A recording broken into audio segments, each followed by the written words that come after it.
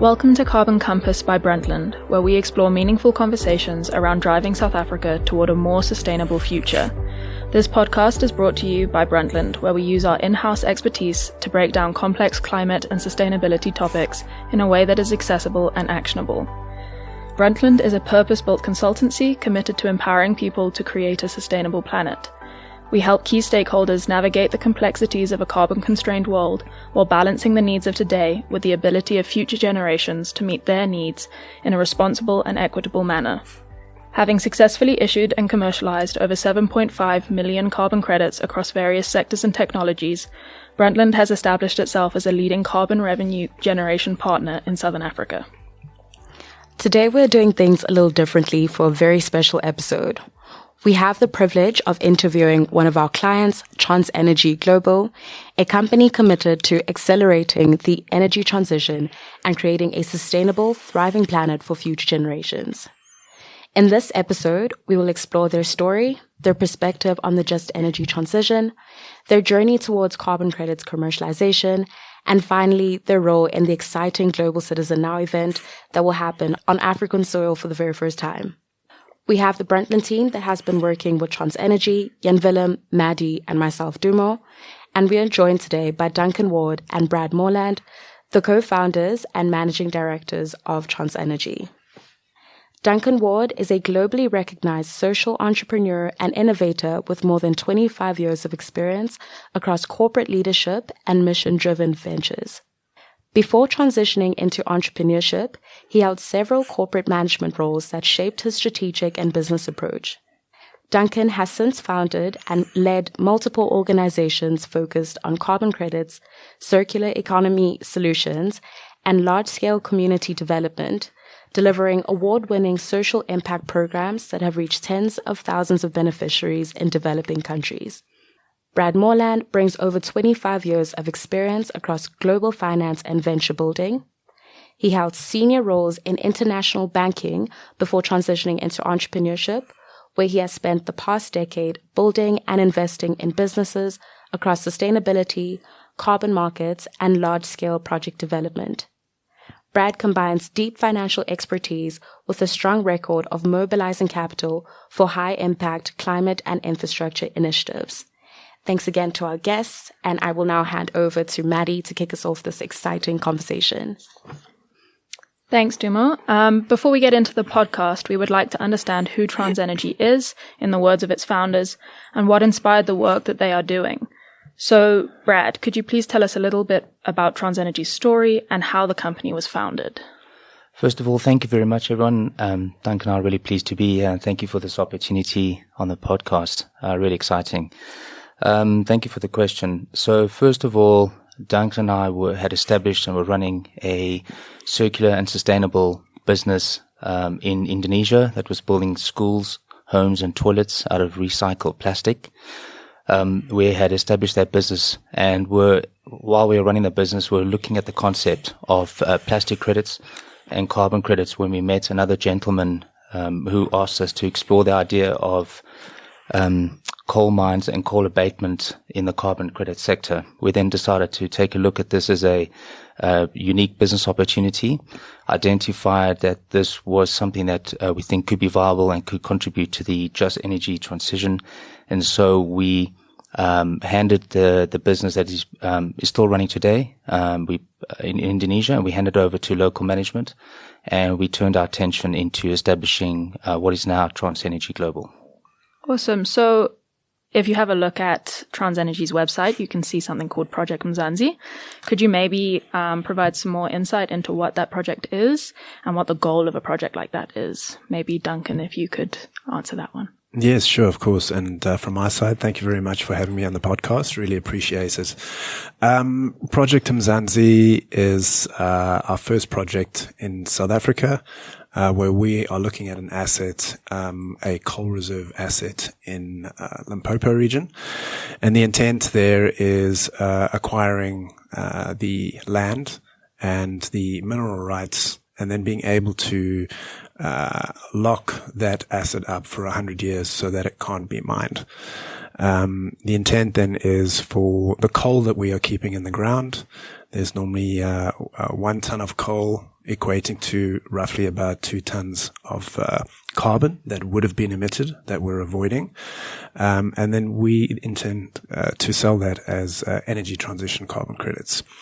But what's really cool about this project and our model is also that the project profits from selling those credits. Our intention is to reinvest a portion of those profits into renewable energy companies and projects across South Africa, as well as social impact programs that link into the likes of energy security, climate smart agriculture, biodiversity, and of course building capacity and education in the green economy of South Africa. So Project Mzansi, from coal to clean energy. Great. Thank you very much. Dumo, maybe you can take us into the just energy transition. Thank you, Maddie. So shifting gears, as she said, the just energy transition has been a central theme in global climate action for years, holding particular importance in South Africa. Launched at COP26, the South African government pioneered the Just Energy Transition Partnership, or JETP, with ambitions to mobilize $8.5 billion by 2027. While this was celebrated as an incredible achievement for a developing nation, some are still skeptical of its relevance and its practical implementation. Handing over to Duncan, what does a just energy transition mean for TransEnergy, especially within a South African context? I think back to when the Global Citizen Now event happened. I think it was in Brazil, and President Ramaphosa was there. And I remember it clearly. He got asked something quite similar, and our answer's very the same as his. Is a just energy transition is when we're leaving nobody behind, ensuring that everybody's being uplifted, everybody's being supported, the co-beneficiaries are gaining access, and the impact has been driven not just for everybody basically within the country, and ensuring that we know that it's going to take time with the energy transition, transitioning away from the fossil fuels into the renewable energy across the country, and ensuring that we're creating jobs, ensuring that impact is being created, co-beneficiaries are gaining access to that impact as well, is really what brings that just energy transition into play. So that's what we believe it is. Lovely answer. And in your opinion, Brad, what role can carbon credits and other innovative financial instruments play in unlocking progress for this just transition? It allows us to basically take an asset that would be a normal coal asset that would be mined and convert it into a climate finance asset, effectively enabling a funding mechanism for us to fund renewable energy projects in the country. And for us, that's why we were so excited when we looked at the initial idea of the Coal Abatement project. Is the country desperately needs funding in the renewable energy sector and globally, actually. So we're not just looking at South Africa. South Africa is our first project, but we're going to be scaling to other countries. And the Global South continuously needs funding. And so what this opportunity does is that it allows, it's effectively a funding mechanism that allows us to generate the revenue required and the funds required to invest into the renewable energy sector. So it's exciting, like I said, that we can take a coal asset and convert it into a climate finance asset. Lovely. So we've spoken at length on who TransEnergy is and how they're contributing towards championing the just energy transition. We now want to focus into the journey towards this carbon credit commercialization and unpacking some of the practical steps that have been involved thus far, with insights from our very own principal consultant, Jan Willem, to also offer his experience in the process thus far. So Jan Willem, could you briefly remind our listeners again about the steps towards carbon credit commercialization and maybe how Brundtland has been supporting TransEnergy? Yeah, no, of course. Thanks, Dumo. So we basically assist TransEnergy in creating these credits, and there's a couple of steps involved. We are aiming to do this with the ICR, International Carbon Registry. And then there first needs to be a methodology in place to be able to quantify these avoided emissions by keeping the coal in the ground. that's the first step, and that's what we are assisting with now. And it's a whole process, validation process, it's called. And it's, so first of all, you write the methodology, do the research for it, but then you also go through the whole process with what they call VVB, validation verification body, that is independent and checks if, what you say is correct and what you want, if that's in line with what the standard says. So that's where we are now. Once you have the methodology, you can actually register a project using the methodology, and if it's all in order, start generating these carbon credits. Perfect. And continuing with the methodology itself, could you briefly explain how it works and what is even a methodology? Well, it's basically a way or a description of what is needed, which you need to have in place to develop this project as a carbon credit project. There's now a couple of things there. You need to have a baseline. So what happens without the project? In this case, the coal would have been dug up. You need to check your project boundaries. So what is included and what is not. It needs to be additional. That's very important. So it couldn't have happened otherwise. So the carbon credits are really necessary to keep, in this case, the coal in the ground, because it's valuable, right? So these type of things would be described in the methodology to register a project under. Sorry to jump in there, Jan Willem, would you mind also just explaining quickly about leakage and the relevance? Yeah, that's a very good remark, Maddie. That is one of the considerations, for example. So leakage in this case is basically emissions happening outside your project boundary because of the project. So what we're doing here is we're keeping the coal in the ground. We're locking it up, as Duncan called it. But what now if somewhere else in the country or worldwide they dig up more coal, mine more coal because of our project? Then those emissions would still occur, and that is what they refer to as leakage. So you want to avoid, by doing this project, that somewhere else more is mined and more emissions occur there. If you can't avoid that, then you will have to correct for that, of course. Thank you for that. So it seems like leakage is quite a big consideration. But just opening up the conversation as well, what other kinds of challenges do we foresee in operationalizing this methodology, particularly within developing markets that you're looking at? Well, one would be permanence. So for us being able to lock up the land in a secure manner. And so what we have to do in every country we step into is look at what legal mechanisms exist within the framework that we can leverage on. Fortunately, in South Africa, under the Mining Act, there's two acts under the legislation, Section 49 and Section 53, that we can rely on. Obviously, depending on the registry and the VVB, there's a view on whether that's secure enough. And so, because obviously it's still a developing country, so we're actually looking at what else we can do on the land, what sort of infrastructures we can deploy, what sort of biodiversity we can develop to ensure that there's obviously additional permanence, and then looking at financial instruments on top of that as well, green bonds, etc., to ensure that it's properly secured. Dunks, I don't know if there's anything you want to add. No, all very good points, Brad. What I would say though is when you are pioneering something new, and this is what it is. This is novel, what we're doing. Coal abatement for the energy transition, going back to COP28, transitioning away from fossil fuels, all the countries signing up towards a clean and renewable energy world, is when you're pioneering something new, you're essentially creating your own drumbeat. So you have to carve the path. You have to create the blueprint. And what's also been great in working with Brundtland is getting the right technical experts around you in defining what that blueprint looks like. And, whilst we might be pioneering some of the first projects here, without a doubt, there are going to be other projects that will kick off from this across the globe. And from our perspective at TransEnergy, that is a good thing because we want to be a catalyst for significant impact that scales at a macro level across the globe. So I just wanted to highlight that many, many challenges on the journey. And I think it's just about assessing each challenge, working with the right expertise who have the right experience, and continuing forward with momentum. It's never a straight line.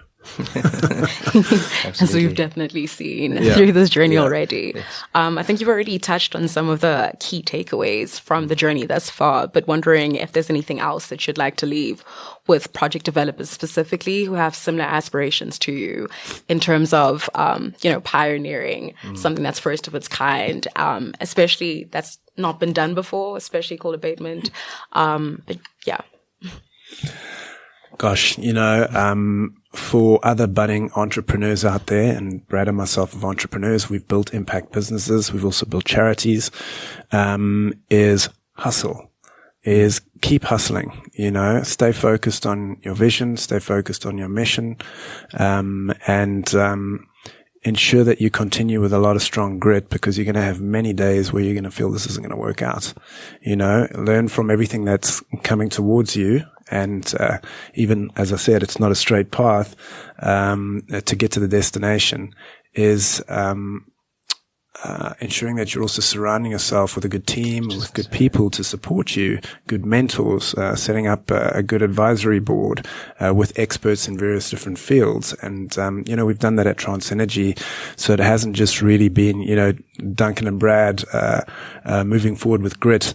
It's been a team and a collective effort. And when you come across the challenges, we bring that internally to our team, to our advisory board. We discuss it. We gain consensus. We get third-party external expertise to advise us. And then we move forward to manage that challenge and deal with it to keep going forward. But momentum is critical. And Brad and I are big believers you can't stop people that won't quit. So we won't quit. Love that. Thank you so much. So just to add as well, the one thing that Duncan and I have become really good at is pivoting. And surrounding ourselves with the right people, as Duncan just said. But it's not giving up, ignoring the noise, but listening to the advisors when a number of them are saying the same thing and realizing actually, you might be heading in the wrong direction here. And so being able to pivot the business as we've done many, many times. Yeah. And then, you'll see once you pivot how things do straighten up. So yeah, just having that tenacity to continue, but the openness to listen to your advisors. Yeah. You are going to come out with mud at the end all over your body, because that's the entrepreneurial journey. Thank you so much for that answer. Yeah. I will now hand back to Maddie for the last segment of the episode. Great. Thanks, Dumo.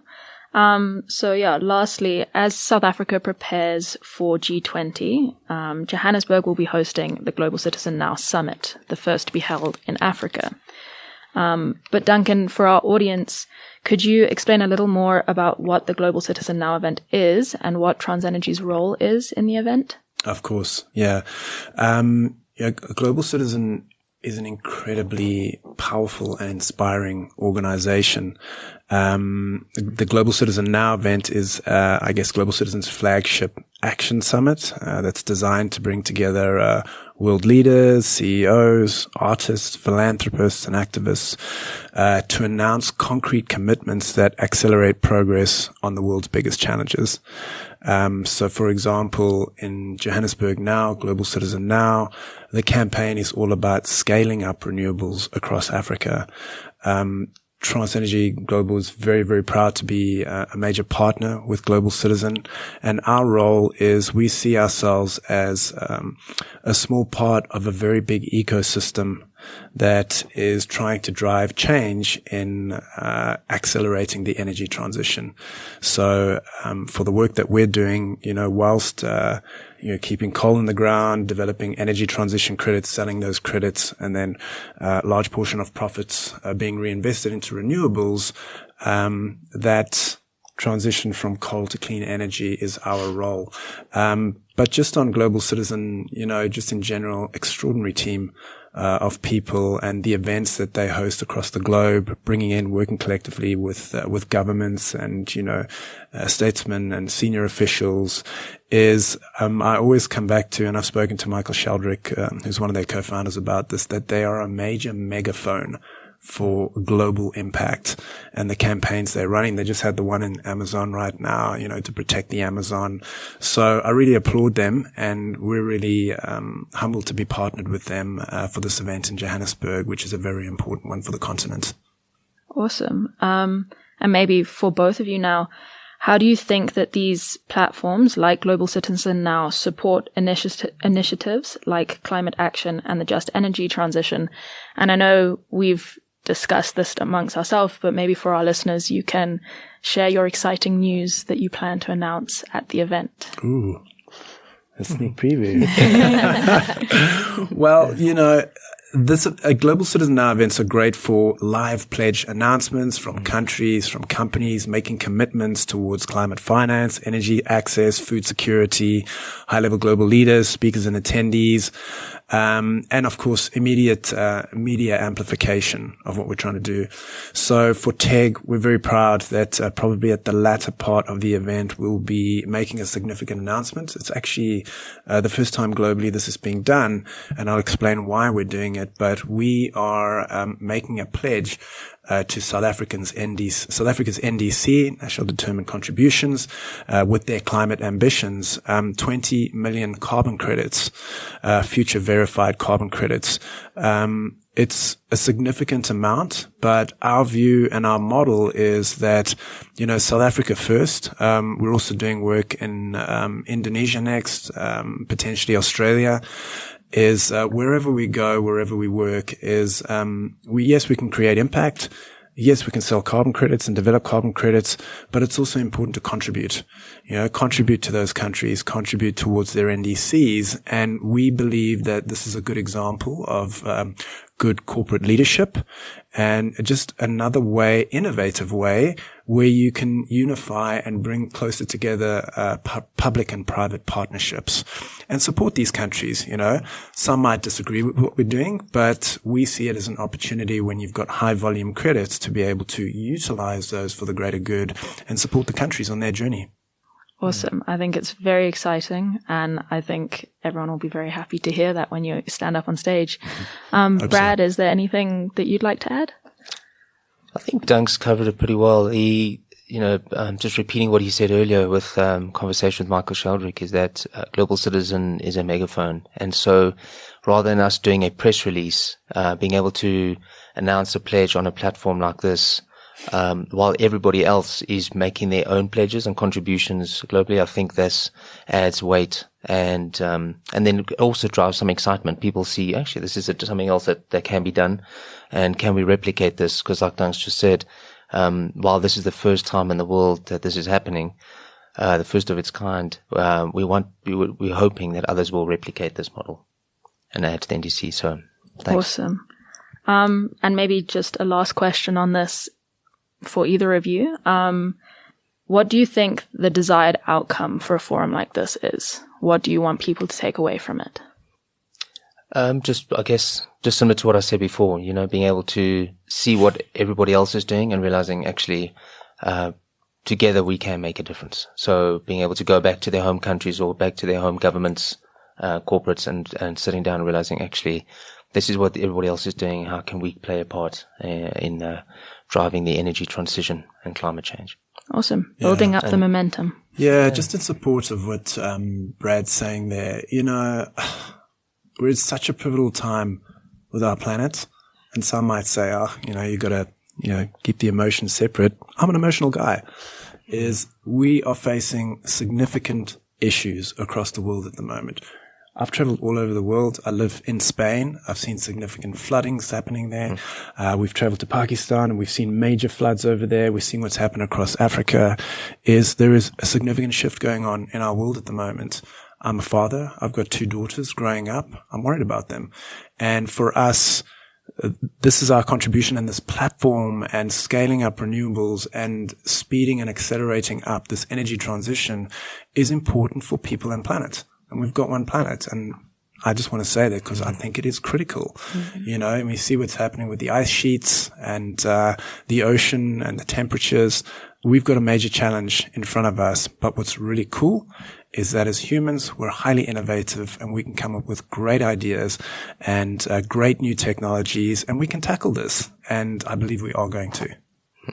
I think that's a very powerful point to end this on. So it is the end of today's episode. A big thank you to our guests, Duncan and Brad, for sharing their incredible story, and to Jan Willem for helping to facilitate the conversation. We hope that this episode will inspire all of our viewers and show that a just energy transition is a plausible dream thanks to projects like that of TransEnergy's.